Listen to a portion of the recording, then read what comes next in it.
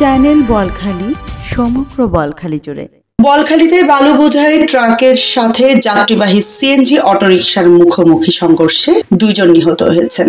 সোমবার ভোর 5:30টার দিকে বলখালী আরকান সড়কের রায়খালী এরিনা ফ্যাক্টরির সামনে এই দুর্ঘটনা ঘটে। বলখালী থানার উপপরিদর্শক নূর মোহাম্মদ ঘটনার সত্যতা নিশ্চিত করেছেন। তিনি জানান, নগরীর লালখান বাজার এলাকা থেকে আসা সিএনজি অটোরিকশাটি বলখালীর আরকান সড়কের রায়খালীর পুল এলাকায় বালুবাহী ট্রাকে ধাক্কা দিলে সিএনজি অটোরিকশাটি ধুমড়ে মুচড়ে যায়। এই সময় ট্রাক ও সিএনজি অটোরিকশাটি জব্দ করে পুলিশ।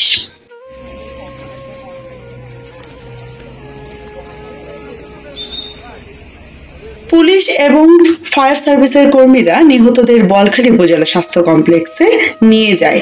নিহতরা হলেন অটোরিকশা চালক দেলোয়ার হোসেন, চাঁদপুর জেলায় কচুয়া বেরকোঠা গ্রামের মকবুল হোসেনের ছেলে। সে চট্টগ্রাম নগরীর লালখান বাজার এলাকায় থাকতেন। মিজানুর রহমান নগরীর লালখান বাজার মতিঝর্ণা এলাকায় আব্দুস সাত্তারের ছেলে। সে পেশায় মাছ ব্যবসায়ী।